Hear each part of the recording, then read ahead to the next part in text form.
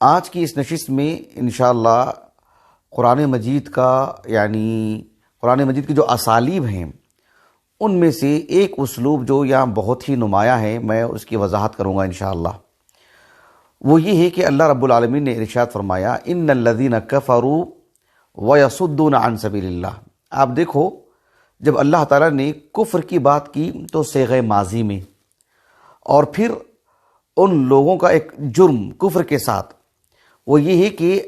اللہ رب العالمین کے بندوں کو اللہ کا دین اسلام قبول کرنے سے روکنا، مسجد حرام یا حرم میں داخل ہونے سے روکنا۔ اس جرم کو اللہ رب العالمین نے فعل الحال والمستقبل یعنی الفعل المضارع اس اسلوب میں اللہ نے بیان فرمایا۔ تو گویا کہ فعل مضارع معطوف ہے کس پر؟ فعل ماضی پر۔ ایک بات کو اللہ نے فعل ماضی میں، ایک اور بات کو اللہ نے فعل مضارع میں بیان کیا ہے۔ اس میں کیا بات ہے؟ اس سلسلے میں کچھ باتیں میں آپ کے سامنے ذکر کروں گا انشاءاللہ۔ بالذات اس آیت کریمہ میں کفر کو صیغہ ماضی میں اور الصد عن سبیل اللہ کو صیغہ مضارع میں، تو فعل مضارع میں اللہ سبحانہ و تعالیٰ نے یہاں یہ جو اسلوب بیان فرمائے ہیں، یہاں کیا معنی ہے، یہاں کیا مفہوم ہے، یہ بتانے سے پہلے اس قاعدے کی، اس اسلوب کی میں وضاحت کر دیتا ہوں۔ اہل علم نے شروع دن سے قرآن مجید کی جو اسالیب ہیں اس پر خوب کام کیا ہے، اس کو خوب سمجھایا ہے، بہت ہی عمدگی کے ساتھ، بہتری کے ساتھ۔ آپ دیکھو، ایک کتاب کا میں حوالہ دیتا ہوں، ابو محمد ابن قتیبہ الدینوری رحمہ اللہ کی تأویل مشکل القرآن کتاب جو ہے حجم کے اعتبار سے بہت بڑی نہیں ہے، لیکن فائدے کی اگر بات کرتے ہیں تو اس درجہ مفید کتاب ہے سبحان اللہ، کہ جس سے ایک طالب علم قرآن مجید کی اسالیب کو، قرآن مجید کی معنی مفہوم کو، اور قرآن مجید میں کون سی بات کس سیاغہ میں بتائی جا رہی ہے، اس گہرائی کو وہ جو ہے لے گا اس کتاب کے ذریعے سے۔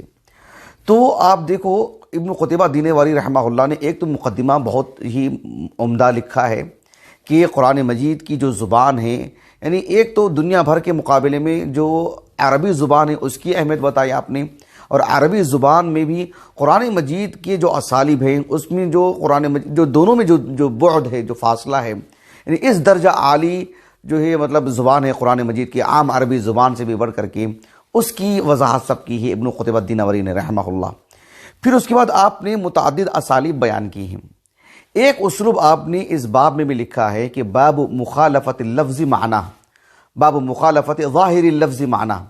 یعنی ظاہر میں ایک اسلوب ہوتا ہے لیکن مرادی معنی الگ ہوتا ہے۔ یہ عربی اسلوب ہے اور قرآن مجید اسی اسلوب میں نازل ہوا ہے۔ عام طور پر ہم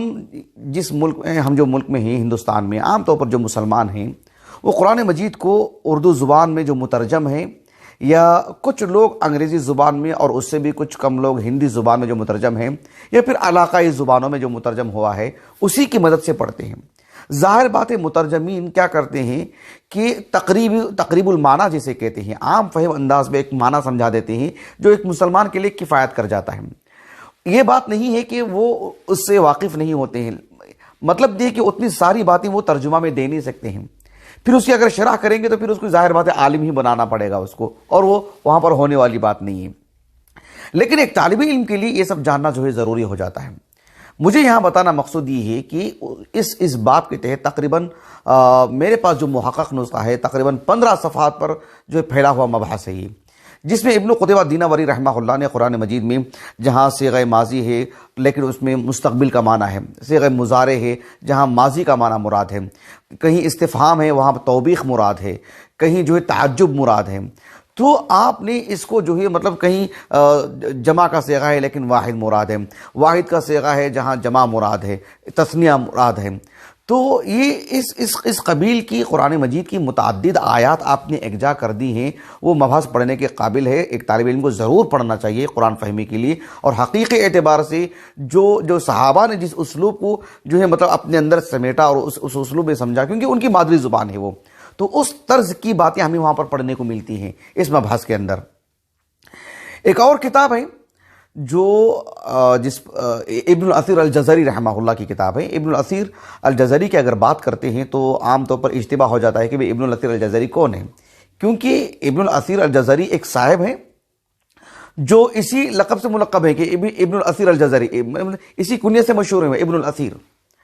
تو اثیر الدین ایک صاحب تھے، اثیر الدین، ان کے جو فرزندان ہیں، 3 فرزند ہیں ان کے، تینوں بھی علمی دنیا میں ابن الاثیر ابن الاثیر ابن الاثیر سے معروف ہیں، جن پر میں نے مستقل جو ہے تقریباً 2 سال قبل اسی جگہ میں بیٹھ کر کے میں نے درس دیا تھا کہ اس کا عنوان تھا ابناء الاثیر الجزری رحمہم اللہ اجمعین۔ تو اثیر الدین صاحب جو ہیں ان کا بھی میں نے ترجمہ حیات بیان کیا ہے، ان کے تینوں فرزندان کا بھی میں نے ترجمہ حیات بیان کیا ہے۔ ان میں سے جو سب سے چھوٹے بھائی ہیں یوٹیوب پر موجود ہیں تینوں سے متعلق الحمدللہ، تو سب سے جو چھوٹے فرزند ہیں، ان کے چھوٹے بھائی ہیں، ان 3 بھائیوں میں سے جو چھوٹے بھائی ہیں ضیاء الدین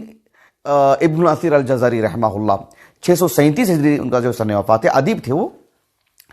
ان کی جو کتاب ہے جو بہت ہی معروف ہے کہ المثل السائر فی ادب الکاتب والشاعر، 4 جلدوں میں المکتبۃ الشاملہ میں موجود ہے، وہیں سے میں نے یہ استفادہ کیا ہے، کتابی شکل میں میرے پاس موجود نہیں ہے۔ میں اس کا جب بھی حوالہ دیا ہوں اس سے پہلے بھی میں نے الشاملہ ہی سے یہ ساری باتیں میں نے لی ہیں۔ تو اس میں آپ دیکھو انہوں نے قرآن مجید کی جو اسالیب ہیں اس کو 2 حصوں میں انہوں نے تقسیم کیا ہے۔ ایک وہ جس میں مستقل ایک لفظ بیان کیا جاتا ہے، تو اس لفظ کا معنی یعنی جہاں جو لفظ استعمال ہوا ہے وہاں بالذات اس لفظ کا معنی کیا ہے، کیا خوبی ہے، کیا عمدگی ہے، سیاق و سباق سے اس لفظ کے انتخاب میں کیا گہرائی ہے، اس سب پر آپ نے جو ہے گفتگو کی ہے۔ علم البیان گویا کہ اس کتاب کا جو ہے مطلب خلاصہ ہے، یعنی علم البلاغہ کی جو ایک شق ہے نا علم البیان، اس کو پھیلا کر کے آپ نے متعدد جہت سے اس کو لکھا ہے۔ پھر یہ کہ جو ہے معنوی اعتبار سے جو سیاغہ ہوتا ہے، ماضی مضارع ہو یا دیگر جو صیغے ہوتے ہیں، ان سب پر بھی آپ نے گفتگو کی ہے۔ تو اس میں متعدد باتیں آپ نے لکھی ہیں، النوع الاول، النوع الثانی، النوع الثالث، اس طرح سے۔ تو اس میں جو چوتھی جو نوع ہے النوع الرابع، اس میں الالتفات، یعنی الالتفات سے متعلق اگر گفتگو کرنا چاہیں تو وہ خود ایک بہت بڑا موضوع ہے۔ قرآن مجید میں کبھی جو ہے غائب کا صیغہ ہوتا ہے، پھر جو ہے آگے جا کر کے وہی گفتگو جو ہے مطلب صیغہ خطاب کا صیغہ ہو جاتا ہے، کبھی جو ہے مطلب خطاب کا صیغہ رہتا ہے اور اختتام جو ہے مطلب غائب کے صیغے میں ہوتا ہے۔ تو یہ جو التفات ہے یہ ایک ہی شکل اور ایک ہی نوع نہیں ہے، اس میں بھی تنوع ہے۔ قرآن مجید نے طرح طرح کی گفتگو کی ہے۔ الالتفات کی اگر بات کرتے ہیں تو اس میں ایک بات یہ بھی آتی ہے کہ یعنی کسی بات کو فعل ماضی جو گزر چکی ہے جو چیز، اسے مضارع یعنی الحال والمستقبل میں پیش کیا جاتا ہے۔ کبھی جو ہے کوئی کسی بات کو یعنی الفعل المضارع ہی میں پیش کیا جاتا ہے۔ یعنی مطلب کیا ہے کہ ایک بات ہوتی ہے فعل ماضی، ایک ہے فعل مضارع۔ قرآن مجید میں جہاں جہاں مذکور ہے کہا کہ اس کی 2 قسمیں انہوں نے بیان کی۔ ایک قسم جسے کہتے ہیں البلاغی اور دوسری قسم وہ ہے جو غیر بلاغی۔ کیا مطلب ہے اس کا؟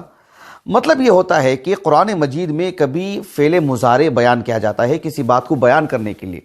تو وہاں پر مستقبل کی خبر دینا مقصود نہیں ہوتا ہے۔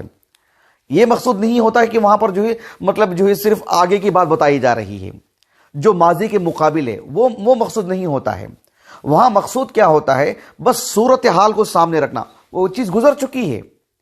یعنی ایک واقعہ گزر چکا ہے، لیکن اگر آپ اس کے فعل مضارع میں بیان کریں گے تو گویا کہ وہ چیز آپ کے سامنے آ گئی ہے، گویا کہ فی الحال آپ اسے محسوس کر رہے ہیں، یہ مقصود ہوتا ہے۔ کبھی کیا ہوتا ہے فعل مضارع بیان کیا جاتا ہے اور اس کا مقصود کیا ہوتا ہے کہ بھئی استمرار، یہ چیز ایسی ہی ہو رہی ہے، چلی جا رہی ہے اور ایسی ہی ہوتا ہے، ان کا یہی کام ہے، ان کا یہی عمل ہے، یہ بتانا مقصود ہے۔ وہاں پر البلاغہ کی قسم وہاں پر جو ہے مذکور نہیں ہے، وہ بتانا مقصود نہیں ہے۔ یہ جو 2 قسمیں ہیں۔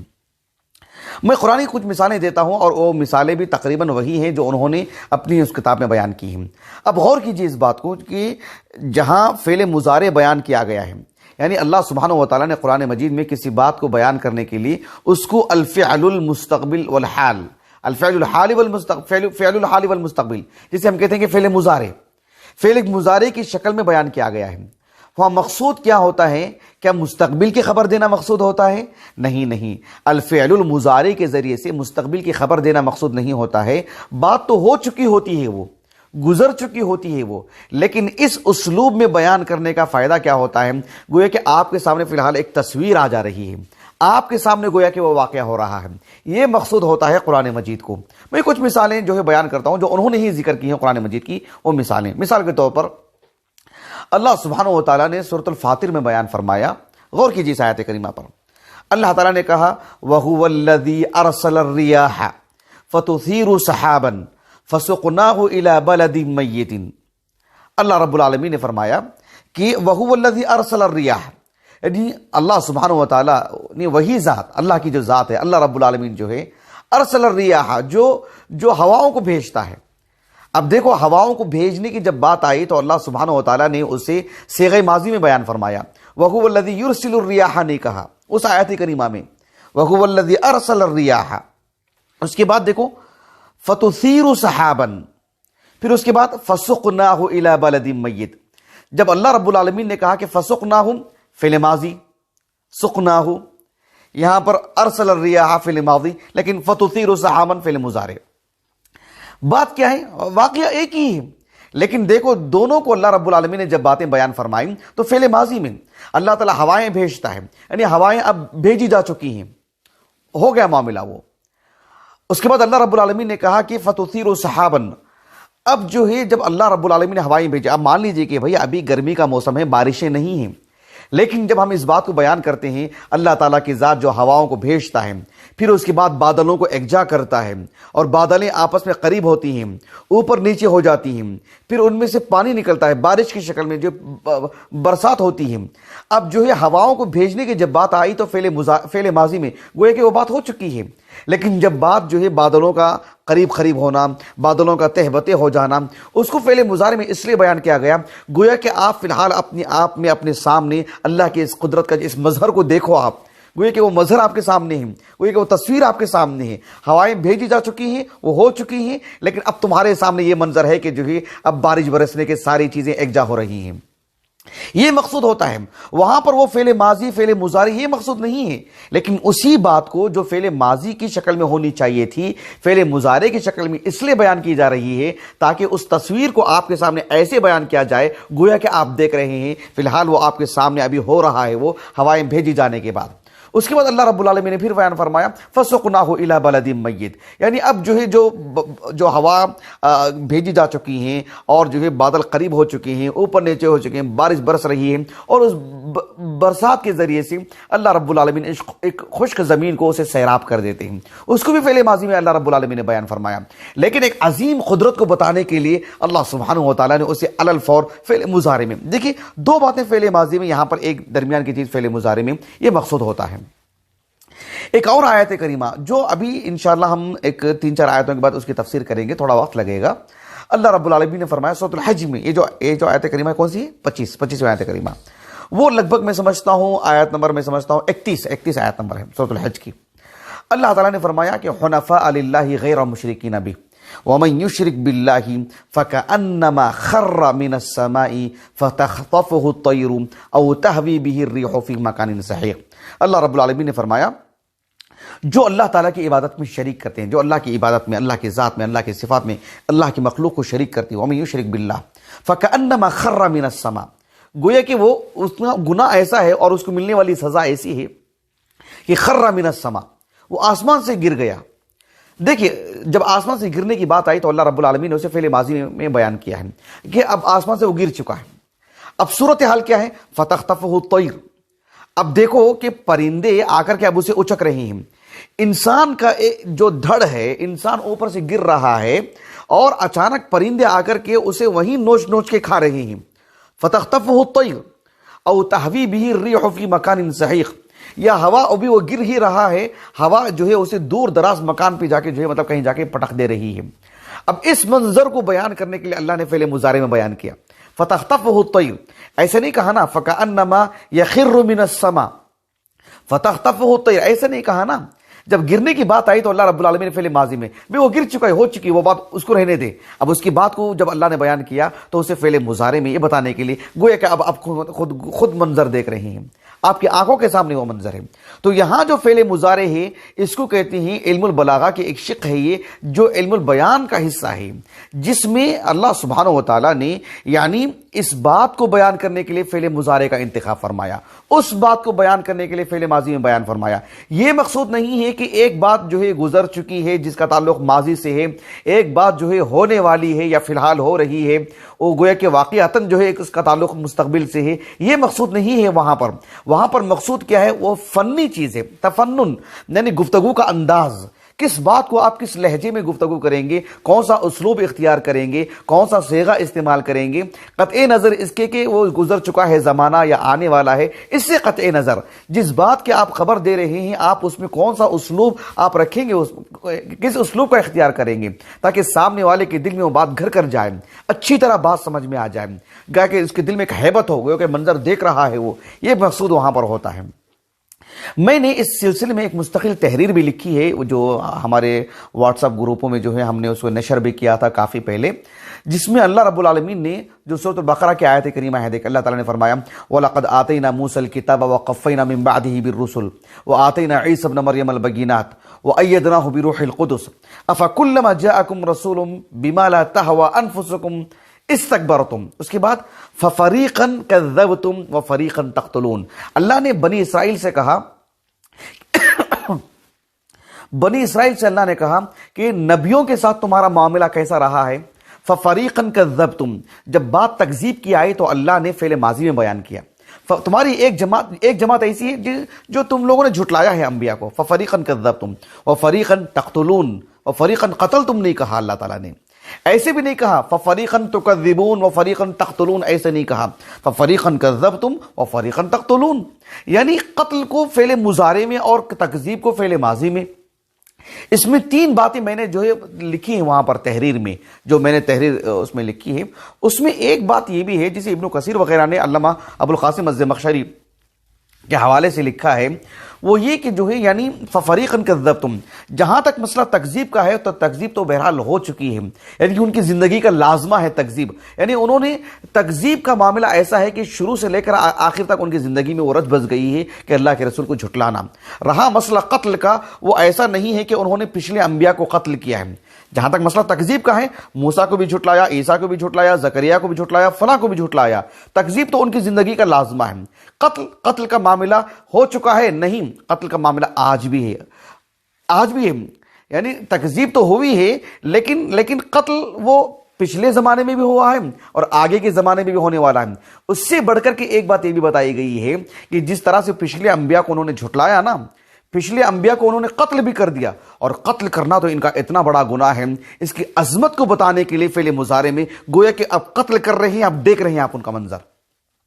فَفَرِيقًا كَذَّبْتُمْ وَفَرِيقًا تَقْتُلُونَ، تو قتل کو فعل مضارع یعنی فعل مستقبل میں اس لیے بیان کیا گیا، فعل الحال والمستقبل میں، تاکہ قتل کا ان کا جو گھناؤنا جو جرم ہے وہ گویا کہ آپ کی آنکھوں کے سامنے لا کے رکھا گیا ہے، گویا کہ دیکھ رہے ہیں منظر آپ اس کو کہ قتل کر رہے ہیں ایک نبی کو، تاکہ ان کی اس جرم کی عظمت کو بتانے کے لیے کہ کتنا بڑا گناہ ہے یہ، اس کو بتانے کے لیے فعل مضارع میں اللہ رب العالمین نے اس بات کو بیان کیا۔ تو جب اللہ رب العالمین کسی بات کو فعل مضارع میں بیان کرتے ہیں، مقصود یہ ہوتا ہے کہ وہ مستقبل کی بات ہے ایسا نہیں ہے، بلکہ ہو سکتا ہے وہ ماضی ہی کی بات ہو، گزرے ہوئے زمانے کی بات ہو، بس اس بات کو آپ کی آنکھوں کے سامنے آپ کے سامنے ایک منظر کے طور پر لا کے رکھا جاتا ہے تاکہ اس کی ایک تاثیر ہو سننے والے کے لیے، پڑھنے والے کے لیے، یہ مقصود ہوتا ہے۔ اس قبیل کے قرآن مجید میں آیات بہت ہیں۔ فعل مضارع اس وجہ سے بھی بیان کیا جاتا ہے یہ بتانے کے لیے کہ اس انسان کی زندگی کا یہ عمل ہے جو مسلسل کیے جا رہا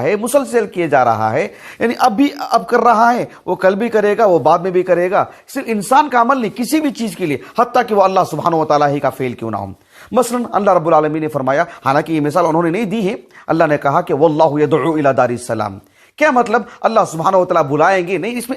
استمرار کا معنی ہے، یعنی اللہ سبحانہ و تعالیٰ لمحہ بلمحہ پل پل اللہ سبحانہ و تعالیٰ انسانوں کو دعوت دے رہے ہیں کہ وہ دار السلام آئیں، وہ جنت کے لیے داخل ہونے کی کوشش کریں، اللہ کی رضامندی حاصل کرنے کی کوشش کریں، تو اللہ سبحانہ و تعالیٰ تو پل پل بلا رہے ہیں ان کو، یہ مقصود ہے وہاں پر، یعنی حقیقت میں ہی میں وہ جو ہے وہ فعل مضارع ہے، یہ نہیں ہے کہ بات جو ہے مطلب صرف ایک فنی چیز ہے، نہیں، حقیقت میں فعل مضارع ہے وہ۔ مثلا اللہ سبحانہ و تعالیٰ نے فرمایا سورۃ الحج میں، انشاءاللہ ہم